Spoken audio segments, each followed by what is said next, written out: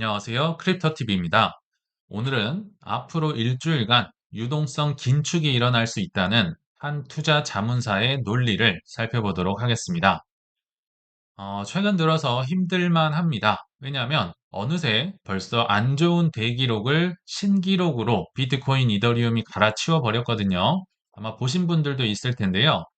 일단 5월 29일자까지 기준으로, 어제 기준으로 비트코인 현물 ETF가 무려 9거래일 연속으로 순유출을 기록했습니다. 이더리움은 한술 더 떠서요. 무려 13거래일 연속으로 사람들이 현물 ETF를 팔았다. 야, 제가 13이라는 이 10을 넘어가는 거 거의 지금 처음 본 것 같거든요. 그래서 한번 찾아보니까 역시나 현물 ETF가 출시된 이래로 비트든 이더든 각각 연속 하락 일수 1위를 갱신을 했다라고 합니다. 그래서 비트코인 현물 ETF 기준으로는요. 이제 5월 30일자 데이터는 제가 아직 안 보긴 했는데 9거래일 연속으로 이미 1위를 확정 지었습니다. 뭐 25년도 있고 24년도 있고 관세 폭락도 있고 여러 가지 문제가 있었지만 최근이 가장 힘든 마이너스 구간을 기록하고 있다. 그리고 이더리움은요, 현격한 차이를 보이면서 1위를 달리고 있습니다. 뭐 관세 쇼크도 있고 여러 가지가 있었지만 무려 13일째를 지금 기록을 하면서 지금 비트든 이더든 역대 출시 이래 최장 기록을 갈아치우고 있다. 그러니까 최근 들어서 힘들다는 말이 우리들만의 얘기는 아니고요. 전 세계 공통적인 코인 투자자들의 반응이다. 이렇게 보시면 될 것 같아요. 자, 그래도 최근 들어서 유동성은 좀 좋아졌다고 제가 한번 소개해 드렸는데요.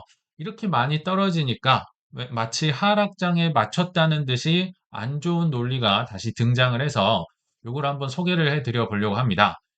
이게 분석이 맞을진 모르지만 그래도 앞에 무슨 일이 있는지 팩트는 한번 체크를 하고 넘어가시면 좋을 것 같은데요. 자, 5월 28일자로 이런 분석이 나왔네요. 미국의 재무부에서 국채를 많이 발행을 해야 되기 때문에 그것 때문에 유동성이 흡입이 돼서 비트코인이 추가로 하락할 수 있다라고 처음엔 짐 크레이머인 줄 알았는데요. 짐 크레이머가 아니고 마이클 크레이머라는 모트 캐피털, 뭐 작은 헤지 펀드나 자산 운용사 정도라고 보시면 되겠습니다. 그 창립자가 이런 분석을 했더라고요. 뭐 빽빽하게 데이터도 가져와서 얘기를 한 거예요. 근데 팩트만 체크를 해보면 5월 28일부터 6월 5일까지, 즉 5월 말 6월 초죠. 이미 지나고 있습니다. 이 재무부 국채 발행 일정이 이때 엄청나게 많더라. 무려 1,500달러 어치의 시중 자금이 이제 국채 발행을 해서 팔려야 되니까 누군가 이걸 사겠죠. 그래서 국채로 이동할 수 있다. 돈이 이쪽으로 빨려 들어가기 때문에 유동성이 일시적이라도 빠져나가면 투자자들은 위험 자산에 대해 신중해지기 때문에 위험할 수 있어 조심해야 돼. 뭐 이런 식으로 논리를 펴고 있더라고요. 실제로 확인을 해봤습니다. 5월 28일부터 6월 5일까지 정말 뭐 1,510억 달러 정도의 엄청난 국채 발행이 예정이 돼 있더라고요. 그 중에서도 5월 말인 5월 29일이 한 470억 달러, 그리고 6월 2일이 하이라이트입니다. 680억 달러. 그러니까 1,510억 달러 중에서 1,100억 달러가 넘어가니까 무려 77%에 달하는 물량이 5말 6초에 이제 발행이 된다. 누군가는 이걸 사줘야겠죠. 누군가는 사줘야 되기 때문에 유동성이 부족할 수 있다라고 하는데요. 자, 그러면 평소에도 뭐 월말 월초가 많이 국채 발행이 되긴 하는데, 그럼에도 평소보다 얼마나 늘어난 건지 궁금해서 제가 찾아보니까요. 실제로 많이 는 겁니다. 이번 주가 1,510억 달러라고 했었잖아요. 일반적으로도 많긴 한데, 많아봤자 700에서 900억 달러 정도를 발행했었다. 즉, 많으면 거의 2배 가까이 지금 많은 물량이 국채 발행으로 예정이 돼 있다. 이거 누군가가 소화를 해줘야 된다. 해외에서도 많이 요새는 안 사고 있잖아요. 요거는 팩트입니다. 그쵸? 근데 이상하더라고요. 이렇게까지 많이 늘어난다는 걸 제가 들은 적이 없거든요. 보통은 2분기 발행량을 2월쯤에 얘기를 해줍니다. 지금 2분기 4월, 5월, 6월 순 발행량. 아까 총 발행량이랑은 달라요. 총은 그냥 무조건 발행하는 걸 다 합친 거고요. 순 발행량은 마이너스 빼고 만기 돌아온 거 다시 갱신하고 이런 건 빼는 거예요. 그래서 2분기 순 발행량을 기준으로 2월 달에 이미 재무부에서 알려줬었어요. 한 1,090억 달러 정도만 발행하면 되겠다라고 했는데 5월 달에 갑자기 말을 쓱 바꿉니다. 무려 1,890억 달러 정도로 거의 2배 가까이 늘려야겠는데 이거 5월 5일쯤에 나왔던 얘기거든요. 이거 왜 이렇게 늘었지? 아마도 뭐 재정 적자가 더 늘어나지 않았을까? 미국의 빚은 계속 늘어나고 있습니다. 거기다가 만기가 겹치는 게 또 5월 달에 유독 많더라고요. 5월, 6월 달에 해서 만기, 단기 이거 만기 끝나면 다시 발행해 줘야 되잖아요. 그런 게 또 많이 몰리면서 아, 이거 발행을 많이 해야겠구나.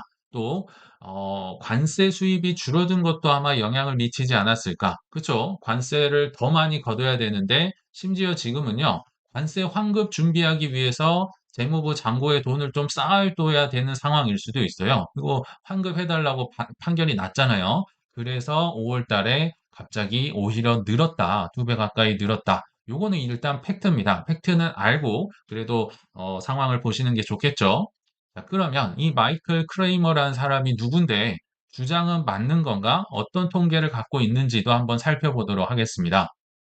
여러 가지 데이터가 있으니까 이렇게 얘기를 했겠죠. 물론 통계 만드는 사람의 의도가 들어가면요. 통계는 얼마든지 바꿀 수는 있어요. 그거는 감안을 하셔야겠지만 아무튼 이분 기준으로 143일치의 T빌 결제일, T빌은 보통 단기 국채 1년 미만을 의미합니다.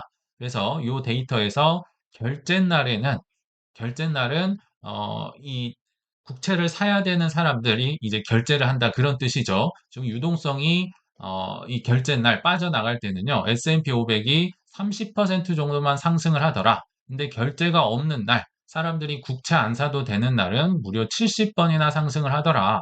그러니까 단기 국채 이렇게 팔리는 날에는 주식이 힘을 못 썼다는 겁니다. 비트코인은 어땠을까? 30일 동안, 그러니까 사람들이 국채 사야 되는 날에는 26%만 상승을 하다가, 어, 그리고 42% 마이너스를 기록했다. 근데 결제가 없는, 즉 국채가 유동성을 흡입하지 않아도 되는 날은 50%가 상승했고, 누적으로도 15%를 기록했다. 그러니까 단순 주장이 아니라요, 나름대로 단기 국채 팔리는 날을 기준으로 한 주장이다. 뭐 요거는 뭐 이분이 들어온 이제 갖고 있는 데이터니까 뭐 어떻게 맞다 틀리다를 논하기는 어렵죠. 이건 데이터로 가져온 겁니다. 그리고 실제로 이런 플로우가 있습니다. 무슨 얘기냐? 재무부에서 국채 발행을 하겠다. 그러면 누군가가 이걸 사줘야 될 거 아니에요? 보통은 투자자들이 사주고 MMF 단기 자금이 사주고 은행들이 사주고 이런 식으로 진행이 됩니다. 자, 은행들이나 MMF나 투자자들이 사면 당연히 그 많은 돈이 재무부의 TGA 잔고로 들어오겠죠. 그러면 TGA 잔고는 올라갑니다. 반대로 민간 은행들의 준비금은 떨어지겠죠. 방금 돈을 썼으니까. 그래서 민간 쪽에서 단기 유동성 지급 준비금이 떨어진다. 그래서 유동성이 안 좋다. 그러니까 단기적으로 위험할 수 있다. 뭐 아주 막 틀린 얘기는 아닌 것 같다 생각이 들어요. 자, 그렇지만 반론도 있겠죠. 이 국채 발행, T빌 자체가 단기 국채라고 했잖아요. 단기 국채가 굉장히 많습니다. 지금도 고금리라고 느끼기 때문에 단기로 돌려막기를 하고 있거든요. 이 단기채는 보통 MMF라든지 영레포라든지 테더 서클 등등이 흡수를 합니다. 근데 지금 영레포는 거의 이제 밑바닥으로 와서 아마 영레포에서는 돈이 나오진 않을 것 같고요. 테더나 서클이나 심지어 지금 최근에 JP모건에서도 그 스테이블 코인을 발행을 한다라고 했었잖아요. 이것도 최근에 SAR 규제 완화가 4월 1일부터 되면서 지금 뭐 중소형 은행들도 다 국채를 단기, 장기 다 살 수 있는 게 SAR 규제 완화의 핵심입니다. 물론 단기를 더 많이 사겠지만요. 그러니까 이 친구들이 흡수를 할 수 있다는 의견도 있습니다. 그렇죠? 해외 수요가 없는 대신에 그래서 부랴부랴 지니어스 법을 통과 작년에 시켰고요. 나아가서 빅테크에 지금 은행들도 국채를 사기 위해서 여러모로 노력을 했다. 그래서 충분히 흡수하고도 남을 것이다라는 의견도 존재한다. 그래서 이런 사실은 있다라는 건 기억을 해주시고요. 왜냐하면 유동성대로 최근에 항상 안 맞았잖아요. 그래서 그냥 이런 사실은 있다. 뭐 판단은 이제 각자 해주시면 될 것 같고요. 그래서 만약 이분의 의견이 사실로 판단이 되려면요. 이런 것들을 체크해 보시면 좋을 것 같습니다.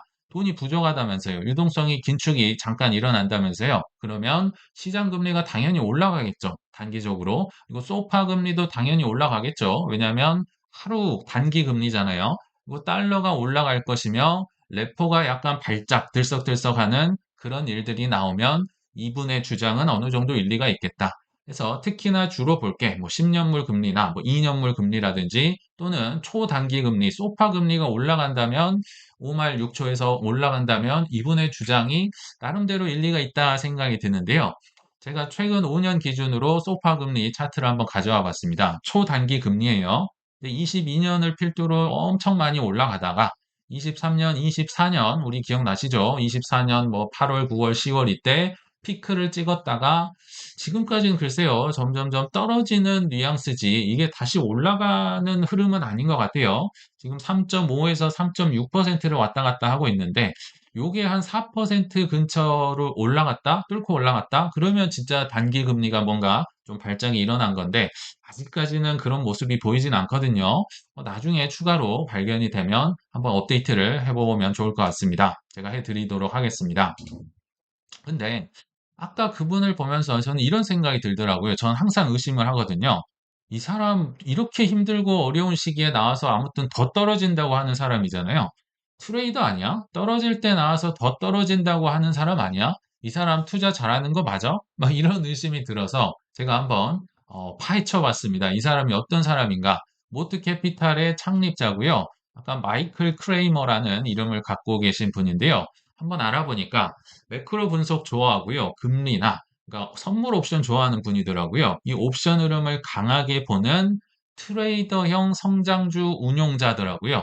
트레이더 맞구나. 아, 그러니까 떨어질 때 나와서 더 떨어뜨린다, 더 떨어뜨린다 조심해 하고 있지.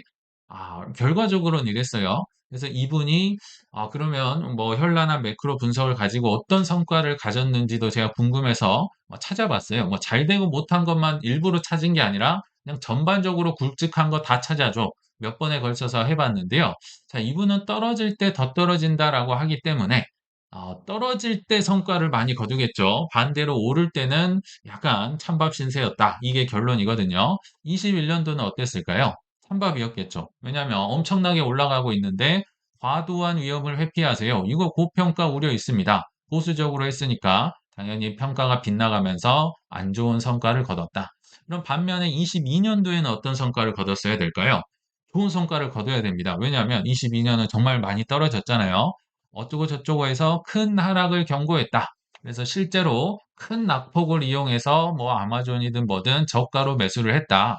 하락을 맞추면서 저점 매수에 뭐 수익을 많이 거뒀다. 오랜만에 적중을 했었다. 자, 근데 문제는 23년도는 그럼 어땠을까요? 22년 내내 안 좋았기 때문에 당연히 트레이더들은 추세 추정을 하죠. 23년은 망할 것이다. S&P 500 3,200 갈 것이다 했는데 결과적으로 4,769로 마감을 하면서 완전히 하나도 돈을 벌 수 없는 크게 빗나간 해를 맞이하게 됩니다. 23년도에 맞춘 것도 있었다고 해요. 금리 인하를 너무 과도하게 반영하는 것 같은데 금리 인하 많이 못할 걸 많이 못한다. 그러니까 실제로 인하 횟수가 생각보다 많지 않아서 조금 뭐 요거는 맞췄다고 하는데 문제는 금리 인하 횟수를 맞추는 게 문제가 아니고 돈을 벌어야 되잖아요. 자, 이렇게 맞춘 24년도에는 어땠을까? 24년 기억나실지 모르겠지만 엔비디아가 막 본격적으로 치고 올라갔던 때입니다. 고밸류에이션 AI 거품 우려로 과도한 추격 매수를 경계하면서 이러면 안 돼. 멈춰야 돼. 이렇게 얘기를 했는데 역시나 크게 빗나갔다. 사실 이분의 역사상 가장 많은 손해를 본 때가 찬밥 신세였던 때가 24년이라고 본인이 고백을 했거든요. 23년, 24년 연달아서 굉장히 힘든 시기를 보냈던 것 같아요. 특히나 24년 9월, 우리 기억나시죠? 9월에서 10월까지가 아마 최근 분위기랑 비슷하지 않았을까? 웬만하면 다 떠나버렸고요. 지금 24년 4월에서 10월까지 6개월을 떨어져 버리니까 특히 알트코인은 박살이 났었죠. 아무도 없을 때. 그러니까 이분도 그렇게 주장을 했겠죠. 베어 케이스 지금 계속 떨어질 거야. 4,400 밑으로 떨어질 거야 했는데 아랑곳하지 않고 S&P 500이 올라가 버렸다. 그래서 이때도 빗나갔다. 그러니까 23, 24년은 다 못 벌었다라고 보시면 됩니다. 그러면 25년은 어땠을까? 뭐 결과는 부분 적중이라고 나오는데요. 24년도 안 좋다고 했으니까 25년도 당연히 안 좋다고 했겠죠. 역시 AI 거품이다, 뭐 부채가 많다, 어쩌고 저쩌고 했는데 또다시 AI 랠리에 또 뒤처졌다. 그래서 뭐 부분 적중이라고는 나오는데 큰 재미는 못 본 것 같습니다. 다만 왜 부분 적중이라고 했냐? 25년도 초에 트럼프 관세 전쟁이 있었잖아요. 또 요때만 맞춘 겁니다. 2월에서 3월, 4월 굉장히 힘들었었죠. 시장 예상보다 관세가 훨씬 강력할 것이다. 그래서 포트폴리오 보호에 기여를 했다라고는 하는데 뭐 얼마나 벌었는지는 잘 모르겠어요. 아무튼 뭐 조금 보호를 했었다. 26년도 1분기는 어땠을까? 역시 뭔가를 아무튼 위험해 하면서 특히 소프트웨어 주식을 많이 축소를 했다라고 하거든요. 그래서 S&P 500보다도 더 낮은 마이너스 수익률을 기록했다.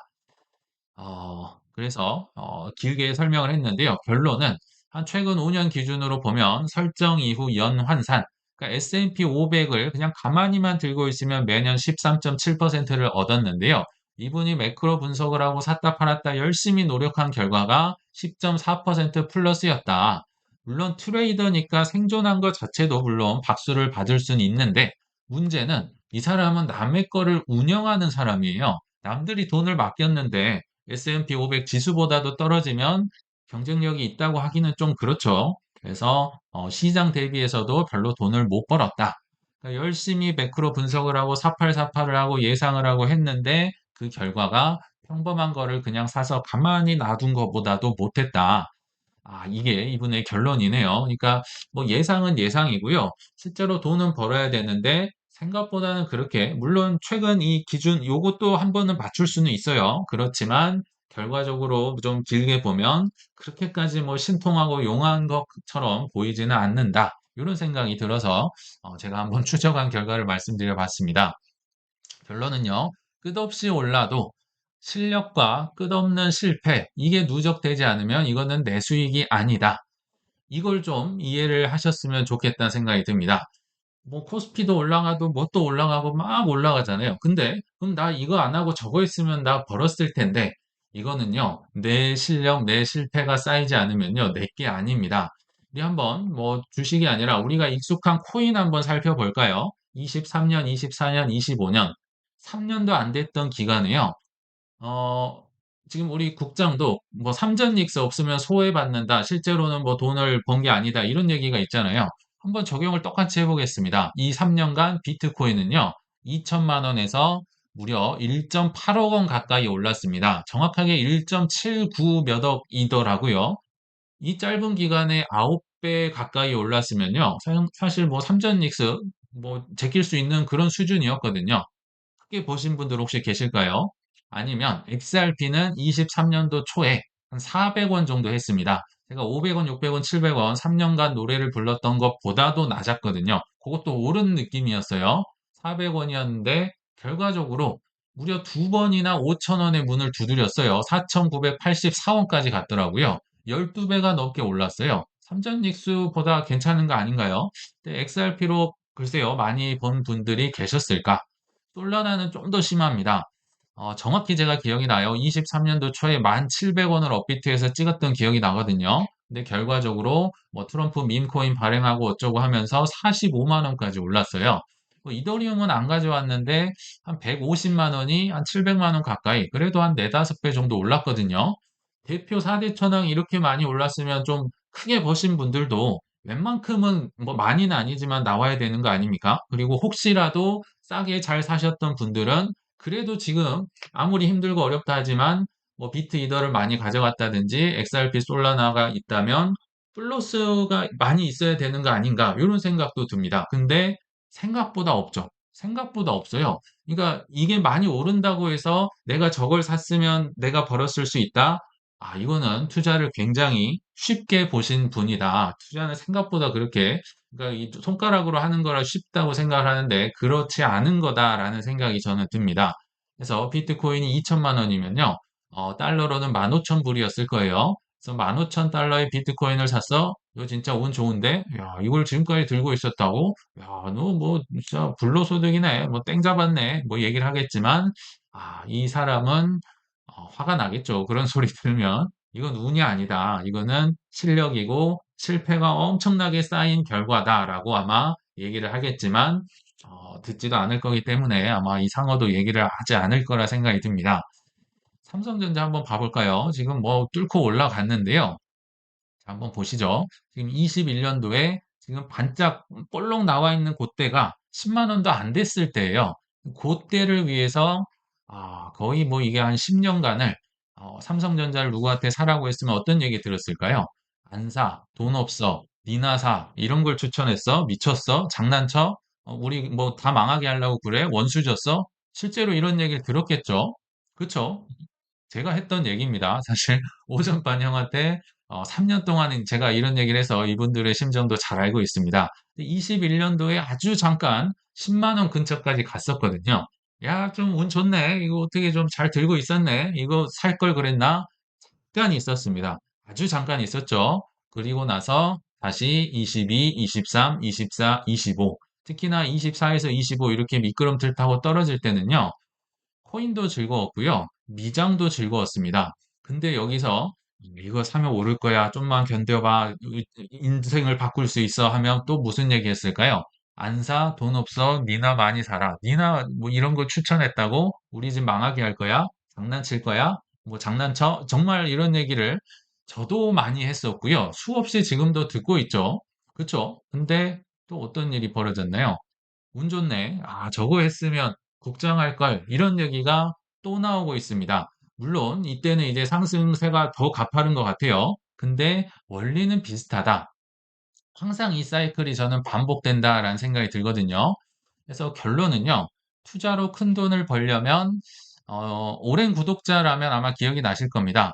어, 큰 돈을 벌려면 종종 8년 정도는 걸리는 것 같더라. 제가 이런 말을 했던 기억이 나실 겁니다. 대부분 이런 얘기를 하면요. 8년이나요? 아니, 저는 뭐 1년이면 충분해요. 많으면 4년이면 충분해요. 했던 것 같아요. 근데 저도 당연히 코인 기준으로 한 사이클만 돌아도 다 배운 것 같고 더 이상 배울 거 없고 크게 벌 수 있을지 알았는데요. 제가 해보니까 아니더라고요. 평범한 사람 기준으론 최소 8년이 걸리더라. 대부분의 제 주위를 보면요. 8년 이상 산전수전, 공중전, 코인 쪽에서 겪어본 분들만이 현재도 수익 중이시고요. 떨어질 때도 꾸준히 사고 계시고요. 오를 때도 자기 소신대로 적당히 덜어내시는 걸 봐왔습니다. 다 덜어낸 사람은 제가 한 명도 못 봤는데요. 적당히 그냥 본인의 기준대로 덜어내시더라고요. 제가 니나사 이런 얘기 니가 가라 하와이 많이 했다 했잖아요. 2018년에서 2020년간 그 3년을 그 남 탓, 오전 방송의 형 탓이요. 요거를 계속 하다가요. 이 틀을, 남 탓의 틀을 제가 깨는 순간 어떤 일이 벌어졌냐면요. 이 채널이 만들어졌어요. 왜냐면 저같이 사는 게 너무 안타깝더라고요. 그쵸? 뭔가를 알려주고 싶은 거죠. 그리고 코인으로 수익을 보기를 시작했습니다. 그리고 제가 하고 싶은 일을 하면서 현재 살고 있습니다. 그렇죠? 제가 그 증인이에요. 물론 그래서 힘든 구간도 있겠지만요. 이 원리가 있잖아요. 이 사이클은 결국 반복이 됩니다. 결국은 잘 이겨내셔서 저보다도 훨씬 나은 좋은 상황에 우리 구독자님들 들어가시길 간절히 바라면서 이만 마치겠습니다. 시청 감사합니다.